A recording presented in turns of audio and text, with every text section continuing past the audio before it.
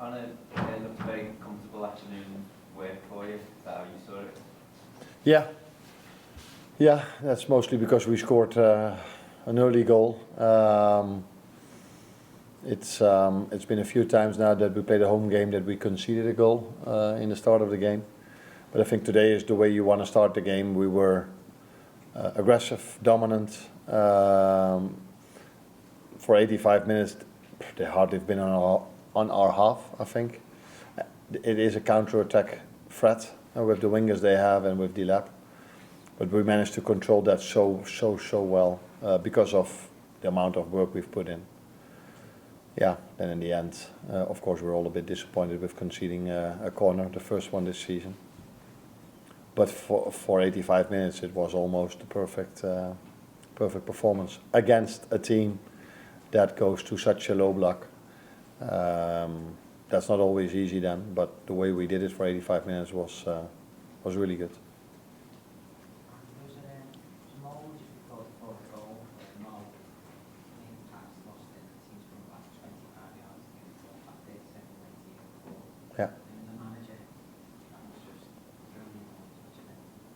Yeah, it's also nice that you come up with it, because mostly it's about Mo, it's about his contract, or it's about his goals, and now it's about his defensive work rate. So no, I think that stood out because it was a moment which we could all see. But I think if you look at almost all the times we've lost the ball, I saw a reaction of many players like that, and that is what I mean with playing against a team with fast wingers, with a good number 9 that goes to such a low block.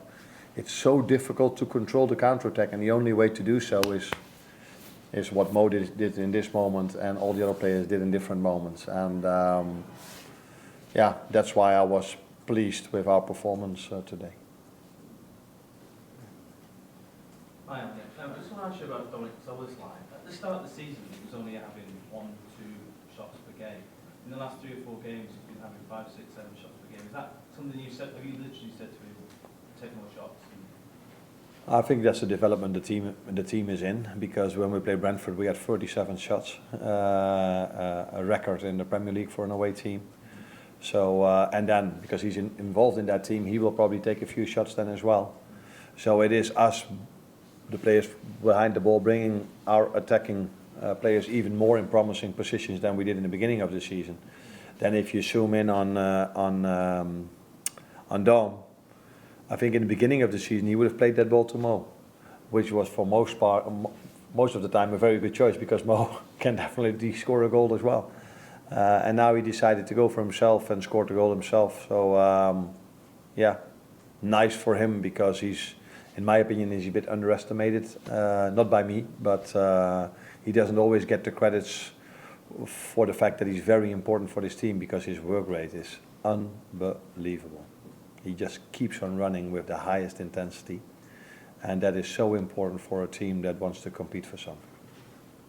Arne, 300 appearances for Liverpool for the Virgin Man like today, obviously, enormous quality on the ball, but you see him today just constantly talking, giving instructions to people. How important is that to have a leader like that on the pitch, as well as everything that he brings on board?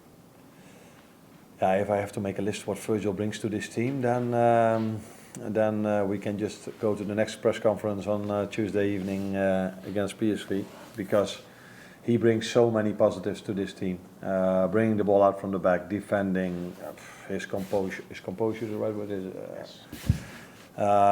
He's definitely a leader. As a manager, I haven't worked with a lot of players that can say that they are a leader, but Virgil is definitely a leader.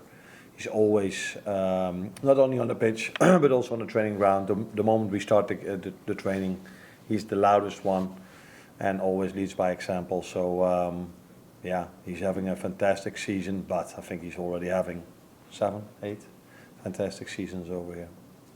Joe? Endo seemed to get a painful one in the chest, and then I think he got caught with the face as well. I mean, were you concerned at that stage when you saw it? Yeah. When the foul was made, I was like, ooh, that doesn't look good, and the reactions from the players that were around him showed me that I was like, ooh, let's wait and see. But after the game, you know, Huata is immediately during the game already, he shakes his head 1 or 2 times and just goes again. His mentality is unbelievable. And he was fine. So it was only a yellow, so I assume that the fear I had was not realistic because, it was only a yellow. Or the score was 3 or 4-0, so the referee decided not to give a red card because it was a close game. I don't know. In general, I don't think referees act like that because if they do so, they hear it from probably the people above them. You have to do what is necessary. So I assume that it was a yellow. I haven't seen it back, but I assume it was a yellow.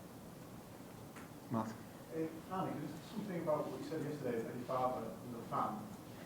Does that mean he was a Liverpool fan before you arrived at Liverpool? And do you think he would have been more entertained today? What I meant and what I said was that after the Lille game, he said for Liverpool standards and maybe even for the standards where my teams play, he found it not as exciting as all the ones before, because I think 3 days before we had 37 shots in an away game at Brentford. So I think we've set the bar or the standards quite high, even for my father.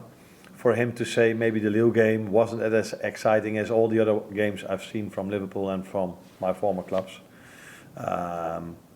It would be a bit simple or cheap to say that he was the biggest fan of Liverpool before I arrived here, because that's simply not true. He was the biggest fan of Feyenoord because I worked there, and at the moment he's one of the biggest fans of Liverpool because I work here.